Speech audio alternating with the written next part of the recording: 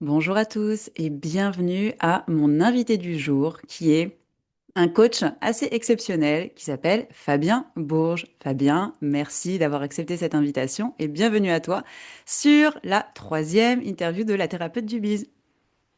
Hello à tous, merci à toi Jasmine, je suis très très heureux qu'on ait pu qu'on ait pu s'organiser cette petite interview.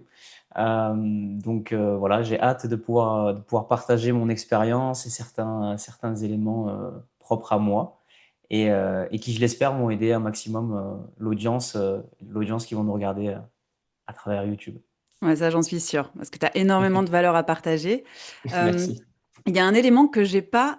Tu as quel âge exactement? Alors ça coupe. Alors, est-ce que tu m'entends? Ah, je sais pas, ça Ouais, bug ou il pas? y a un Non, petit c'est bug, OK? ouais. Tu me vois Jasmine? Là je te vois, je t'entends, c'est bon. OK. C'est bon? C'est tout good. OK. C'est bon. Il y a un petit jeu que il y a un petit jeu que j'aime bien, moi, c'est demander avant quel âge toi tu me donnerais.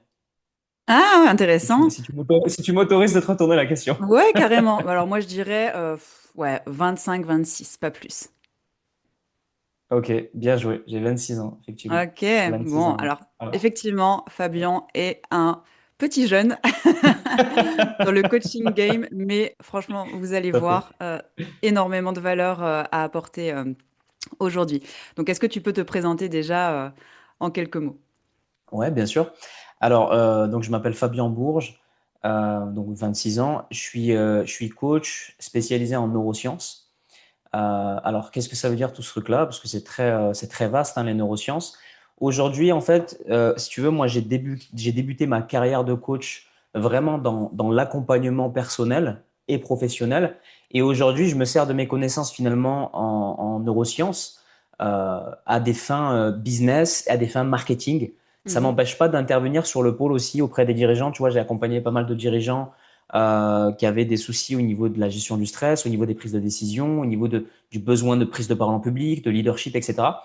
Et en fait, j'ai vraiment une casquette qui me permet d'aller sur tous ces terrains-là, avec aussi un gros point fort au niveau du copywriting, Ok. euh, voilà, qui sont des éléments qui, pour moi, alors moi, j'aime bien appréhender toutes ces choses-là à l'aune des neurosciences et des sciences comportementales, finalement, vraiment appliquées au business pour en fait qu'on puisse développer une communication, qu'on puisse faire croître son entreprise sur la base des lois immuables de l'être humain, en fait, du fonctionnement Hmm. humain. C'est vraiment ça ma spécificité à moi, parce que on peut faire plein de choses avec les stratégies, on peut s'amuser sur plein de points.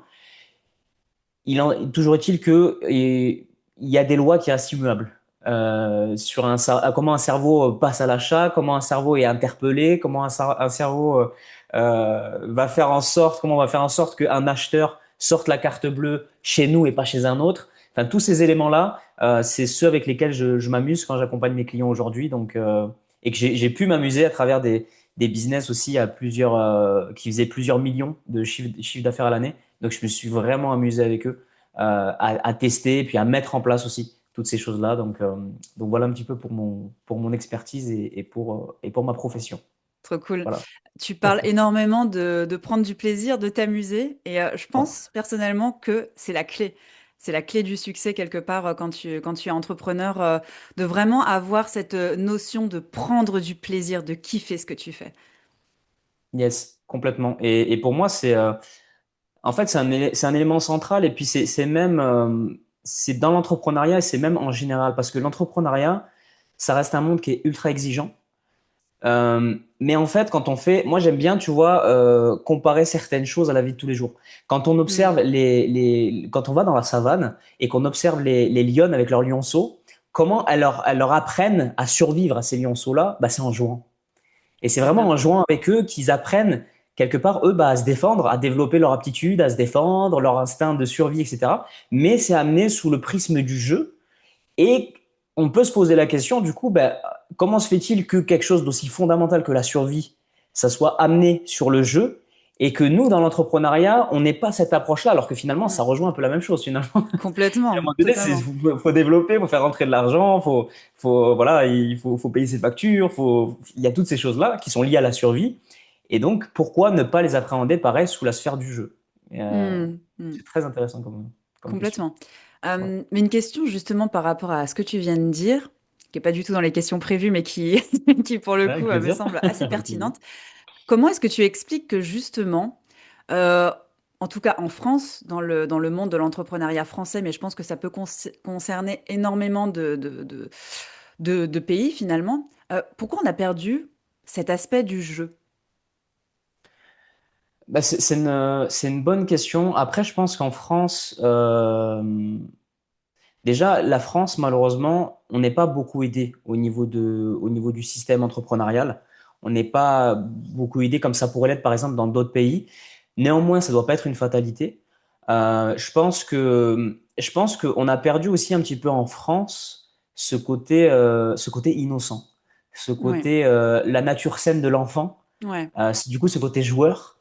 Et du coup, on a vraiment mis dans une case, et peut-être que certaines institutions, ils sont pour beaucoup aussi en France, mais on a mis beaucoup dans la case de, bah non, c'est quelque chose de sérieux, tu vois, donc on doit surtout pas, presque pas rigoler, ou alors si je rigole, c'est que, punaise, je suis pas en train de travailler finalement. Hmm, Donc il y a vraiment en France, il y a vraiment ce côté-là, ces espèces d'injonctions sociales qui sont hyper présentes et qu'on retrouve pas, par exemple, comme dans d'autres pays. Par exemple, si tu vas aux États-Unis, même même si ils appréhendent l'entrepreneuriat avec quand même un aspect sérieux, ils ont quand même dans leur champ lexical des mots qui nous montrent que, bah, par exemple, ils utilisent beaucoup a serious game, hmm. mais on a quand même la notion de jeu dedans.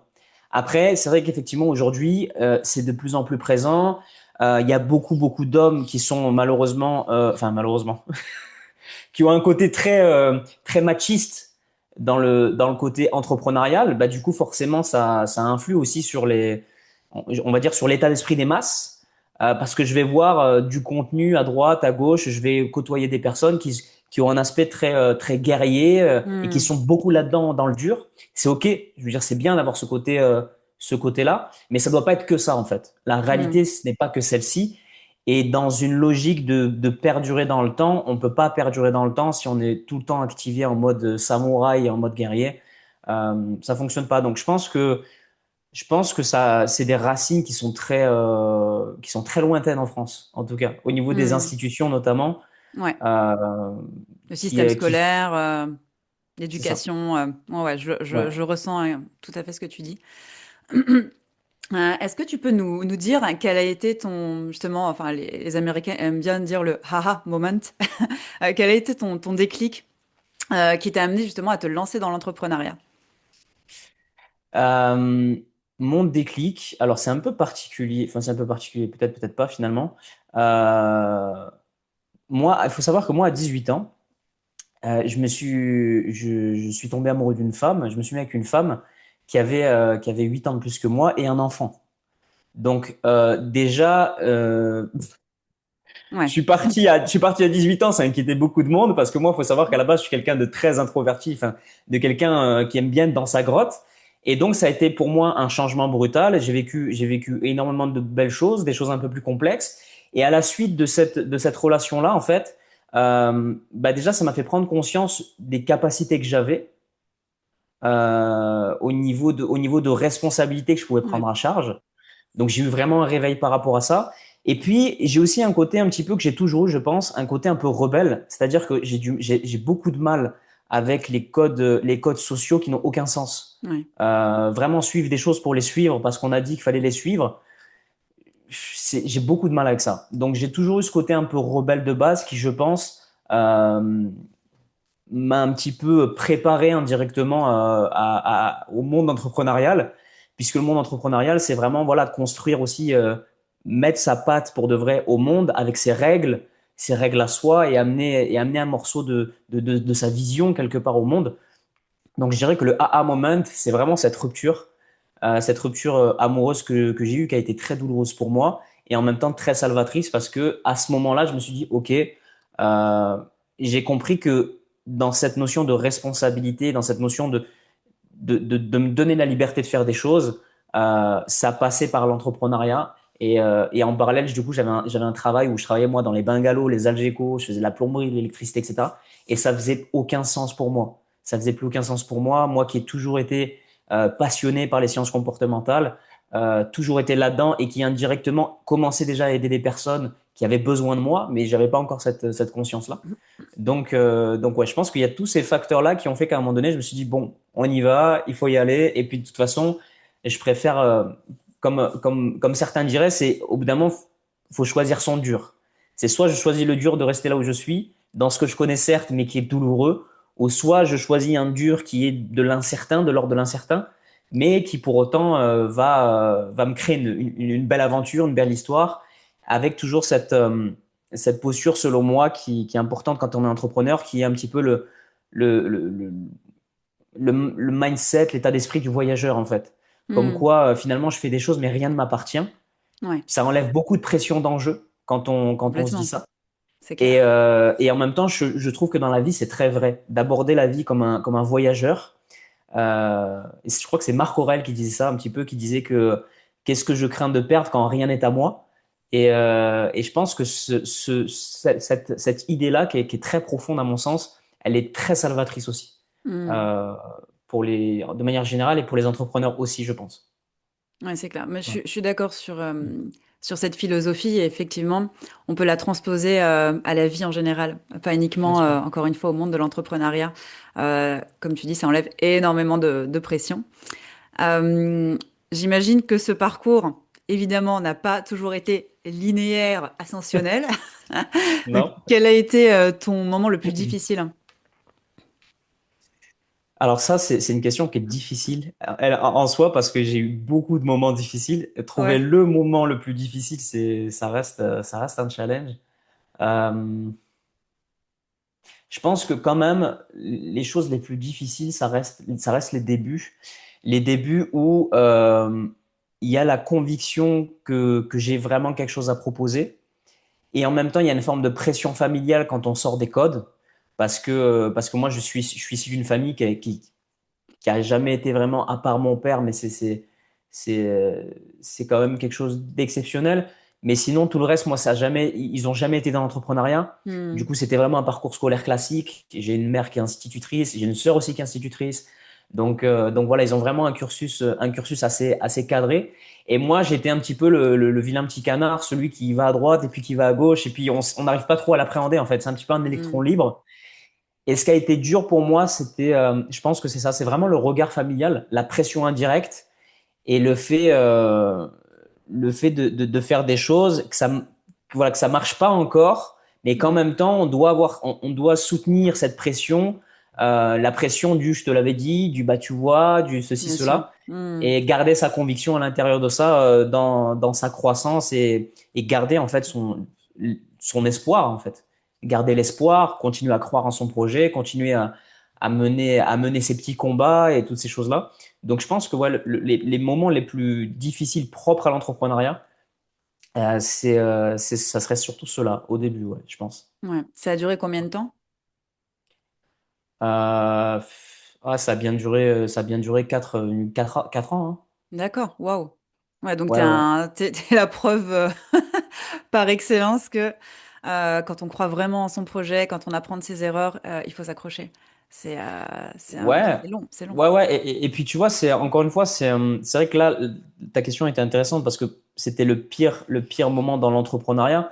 Mais je pense qu'avant, du coup, pour arriver à cette forme de niveau de résilience et cette forme d'espoir et ce côté un peu têtu aussi, il faut être un peu Hmm. têtu. Il faut avoir un peu ce côté, voilà, un petit côté un peu buté où on va Déterminé. à contre-courant, hein? Être déterminé. Ouais, être déterminé, c'est vraiment ça. Et en fait, je pense que j'ai vécu tellement de choses dans ma vie en général qui ont été douloureuses pour moi qu'il y a un moment donné, ça a entraîné au fur et à mesure, tu vois, ma capacité à comment dire, à supporter, en fait, à supporter l'inconfort, Hmm. à, euh, à changer, en fait, le prisme de la notion du sacrifice, à changer ma perception des choses, ma perception sur la vie. Et pour moi, c'est vraiment ces éléments-là qui me permettent aujourd'hui voilà, avec une certaine forme de satisfaction, de dire, voilà, pendant 4 ans, ça a été très douloureux, ça a été très, très dur. Et pour autant, encore une fois, je partais du principe où je préfère choisir cette douleur-là, qui est douloureuse, parce qu'on l'a dit, il faut mettre du plaisir, mais il y a quand même il y a quand même des choses qui sont très dures. Et ça, je pense qu'il il faut pas les nier. Hmm, Et, euh, et du coup, je préférais largement ça parce que le reste n'avait aucun sens pour moi. je comprends. Donc en fait, c'est vraiment un cheminement de sens, tu vois. Ouais. Et du coup, je le perçois même pas comme du courage ou de la détermination, même si ça en est. Hmm. Mais moi, à travers mon système à moi, c'est pas comme ça que je le vois. Je le vois vraiment comme, bah, de toute façon, c'est ça, c'est tout. C'est une C'était comme ça, évidence, tu quoi, vois. pour toi. Ouais, c'est une évidence. C'est pour mon sens personnel, Hmm. pour, donc un petit peu, voilà. Ouais. Ouais, je comprends. Je bois tes paroles. On a le même système de fonctionnement, donc Ok, voilà, on est ok, câblé pareil. vas-y. Est-ce que tu peux nous partager quelle a été la stratégie qui a été le plus efficace pour toi dans ton acquisition client? Dans mon acquisition client, la stratégie la plus efficace pour moi, ça peut faire un peu bateau, mais c'est vraiment l'authenticité.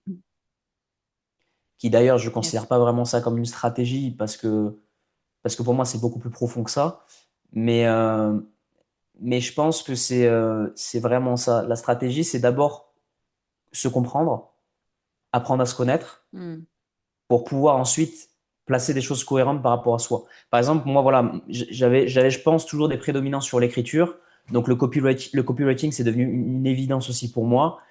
Et du coup, à travers ça, ça me permet aussi de décrire et de partager mon authenticité, même si voilà, j'ai un peu de mal aujourd'hui avec ces trucs-là, mais euh, je pense que la meilleure stratégie, ça reste d'être soi-même dans le sens de s'autoriser vraiment à se montrer avec ses petits bobos, avec ses réussites, avec ses échecs et avec ses imperfections, parce que Hmm. c'est aussi les super-héros qu'on aime le plus. C'est clair, c'est C'est clair. ceux qui n'ont pas c'est pas, voilà, c'est le petit Batman qui a du mal à dormir le soir, qui est un peu rongé par certains démons Hmm. et qui les combat en public, en fait, qui les combat Ouais, en public et qui donne l'autorisation aux autres de le faire. Et ça, je pense que c'est l'une des choses les plus puissantes. Parce qu'aujourd'hui, complètement. les gens, ils cherchent beaucoup des guides, des leaders.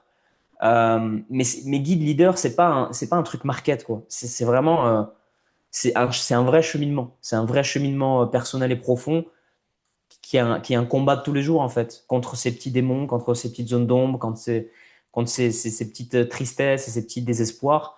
Et pour moi, c'est la chose qui a été la plus payante pour moi. Hmm. Voilà. Ok, Je veux ok. vraiment prendre les choses à la source. Après, des stratégies, il y a plein de choses qu'on vient parsemer tout ça.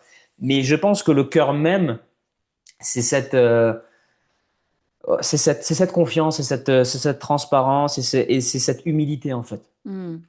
C'est le fait Ouais. d'être humble. Hmm. Ouais. Je pense que ça, c'est une belle stratégie d'acquisition Ouais. de clients. Et pour le coup, pour te faire un retour totalement franc et honnête, c'est ce qui m'a attiré professionnellement chez toi. En Ok, fait, ça, je saurais pas t'expliquer comment, tu vois, enfin, parce qu'on peut toujours se tromper, donner une bien image sûr, sur les réseaux, c'est facile en fait. tout à Mais fait. énergétiquement, on sent vraiment l'humain, quelqu'un qui Ouais, s'intéresse vraiment à l'humain, quelqu'un, encore une fois, comme tu disais, qui est humble et qui aime l'humain. Et ouais. vraiment, ça m'a fait waouh, ça se sent en fait.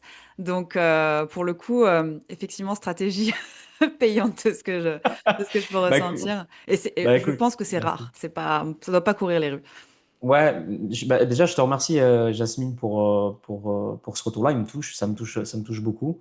Et c'est vrai que je pense que moi, en fait, je pense que j'ai un côté un peu enfant, un peu innocent que j'ai réussi à préserver et que j'entretiens avec certains mentors et tu vois, dans certains cercles. Vraiment des personnes que je modélise, mais qui sont pas pour moi des modèles au sens classique, Hmm, la personne qui a fait tant de chiffre d'affaires. C'est pas du tout ça. hmm, Moi, mon focus, mais profond quand je dis ça, c'est vraiment quelque chose, c'est un de mes objectifs de vie, c'est acquérir, et j'aime bien sortir ce terme-là parce que c'est vraiment ça, c'est acquérir des hautes valeurs humaines, Ouais, des hautes vertus. ouais, Et je pense que cette question de vertu, moi, si j'ai envie d'acquérir ça, c'est parce que je trouve ça tellement beau et tellement noble. c'est clair.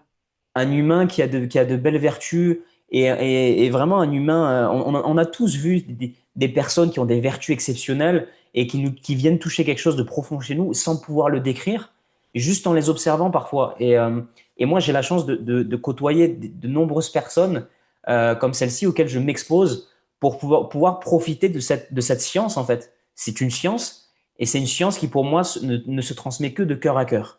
Ouais, C'est-à-dire, c'est pas avec des livres, c'est pas avec des mots, c'est pas avec des vidéos. Là, c'est vraiment, c'est du cœur à cœur. C'est, moi, mon objectif, c'est de trouver des gens comme ça, des gens qui ont des hautes vertus humaines et m'exposer à ces gens-là et apprendre de ces gens-là et être au service aussi quelque part de ces gens-là pour avoir ce don aussi, pour avoir hmm, ce cadeau, bénéficier de ce cadeau.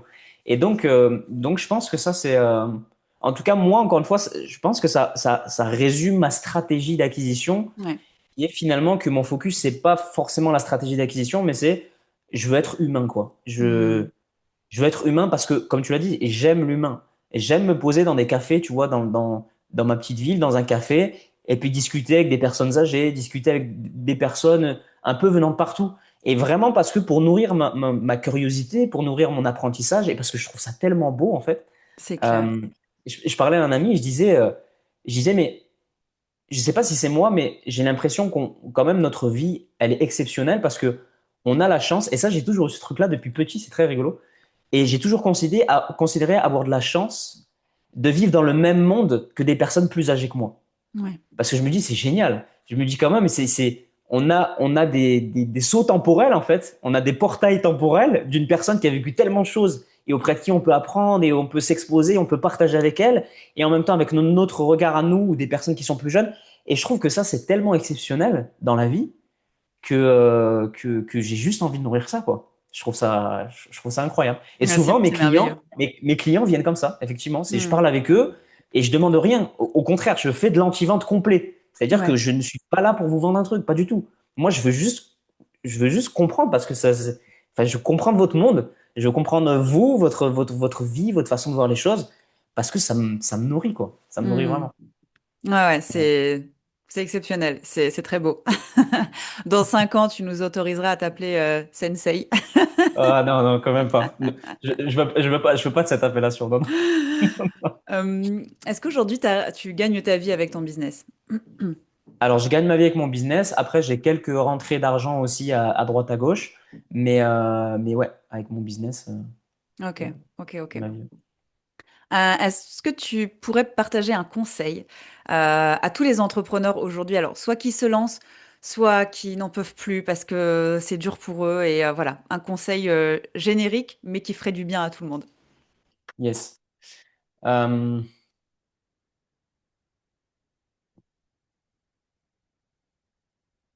pas facile, hein, cette question. Hmm. Euh, je pense je pense qu'il faut bien mesurer l'intention avec laquelle on se lance.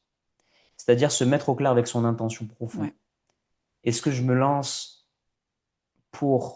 notamment dans nos métiers à nous, en fait, est-ce que je me lance juste dans une optique de faire rentrer de l'argent, qui est une chose importante qu'il faut prendre en compte, ou est-ce que je me lance vraiment parce que j'ai quelque chose à l'intérieur de moi qui me dit qu'on peut rendre les choses meilleures. hmm, Et je pense que cette notion d'intention, j'ai un de mes mentors qui me disait, et qui me répète sans cesse d'ailleurs, l'intention qu'on met au départ, c'est l'intention qu'on retrouve à l'arrivée. ouais, Et du coup, je pense que c'est vraiment important de se mettre au clair. Ok, je vais démarrer telle aventure. Avec quelle intention profonde je le fais? Et être très au clair avec ça, en fait. hmm, Il y en a qui appelleront ça le why, il y en a qui appelleront ça tous ces éléments-là, mais pour moi, c'est beaucoup plus profond. ouais, C'est vraiment viscéral, en fait. hmm, Est-ce que j'ai un vrai combat à mener? Est-ce qu'il y a vraiment quelque chose voilà, qui en vaille la peine? Parce que dans tous les cas, sur le chemin, on le sait, comme dans la vie, il va y avoir de grosses embûches, il va y avoir toutes les tempêtes du monde qui vont nous pousser rationnellement à un moment donné à nous dire, en fait, j'arrête, je lâche. C'est trop pour moi, c'est trop dur. Hmm. Pourquoi est-ce que je me casse autant la tête, en fait? Et donc, s'il n'y a pas cette intention qui est viscérale, ça peut être fragile. Ça peut être fragile. Et, euh, et je pense que c'est important de renouveler cette intention. Ouais. Parce que il y a le départ et il y a aussi quand je suis sur la route, il y a un moment donné, mon intention, elle peut changer. Et c'est OK, c'est normal, hein.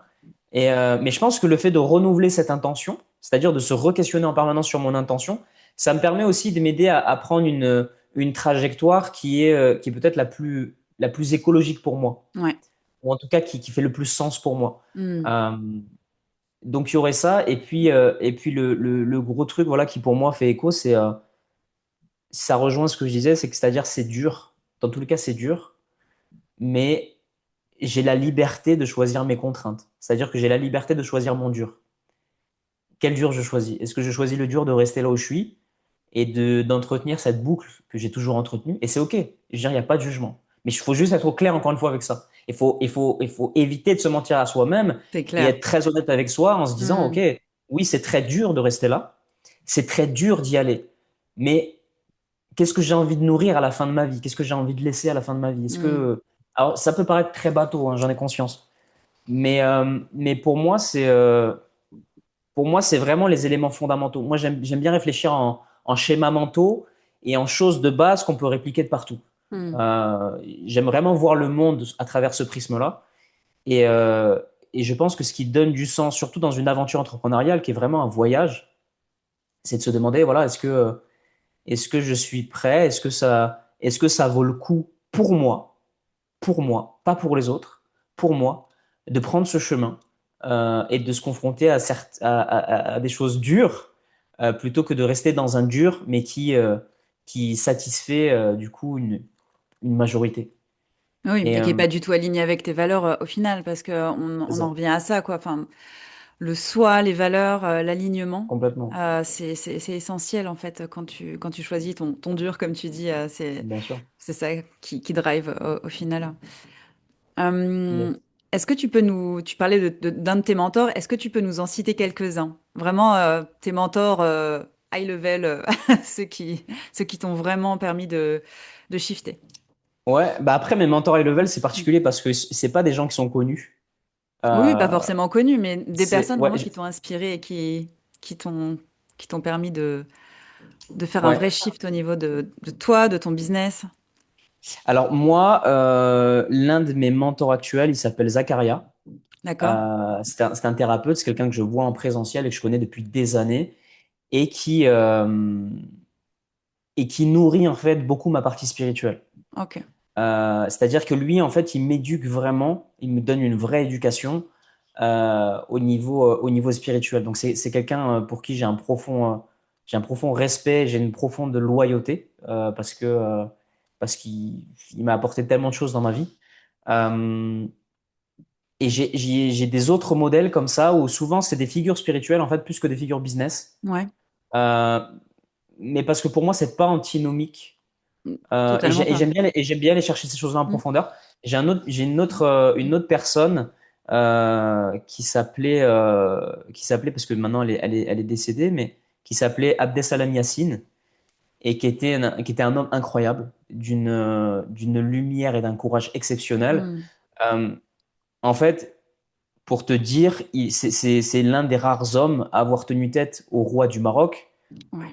Hassan II. Donc on sait que c'était pas, Un enfant de cœur. voilà, ça demande un certain courage. Et pour ça, du coup, il a fait de la prison. Et en fait, pourquoi il a tenu tête à Hassan II? Il a rédigé une lettre où il lui a dit, en fait, en gros, où il a dénoncé toutes les injustices de ce roi. Et où voilà, il l'a tenu informé, il l'a tenu au courant, et il s'est opposé en fait Ouais. au pouvoir du roi Hassan II. Et pour ça, il a subi bah, de la prison. C'est un peu le Nelson Mandela, quoi. Il Mm. a subi de la prison, il a été assigné à domicile, etc. Et moi, je suis issu un peu d'un groupe de personnes qui ont côtoyé cet homme-là, et donc qui ont, par descendance, tu vois, toute cette acquis, encore une fois, on en revient à la même chose, des hautes valeurs humaines. Ouais. C'est-à-dire que on est dans le vrai. Mm. C'est pas du petit développement personnel. C'est une personne qui, C'est profond. c'est très profond. Et pour moi, Mm. c'est ces mentors-là qui sont dans l'ombre et qui méritent beaucoup plus d'être connus, d'être visibles, d'être suivis parce que c'est des personnes qui changent radicalement des vies, quoi. Hmm. Ok. Bah, écoute, merci pour ce merveilleux moment, pour ce partage à haute valeur ajoutée. Et je suis sûre que ton expertise et tes mots résonneront chez énormément de personnes. Et Je l'espère. merci encore de nous avoir partagé tout ça. Je te souhaite le meilleur pour la suite. Et Merci je beaucoup, Justine. laisserai tes coordonnées, Yes. ton lien Facebook. Est-ce que tu as une chaîne YouTube peut-être? Alors, j'ai une chaîne YouTube qui est peu alimentée. Pour l'instant, D'accord, j'emmène plus sur Facebook, mais au fur et à sur mesure, Facebook. je vais alimenter sur YouTube. Ok, je laisserai tout ça en description de cette vidéo.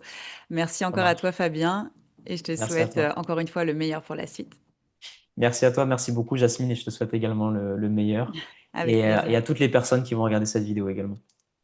À bientôt. À bientôt, Jasmine, merci beaucoup.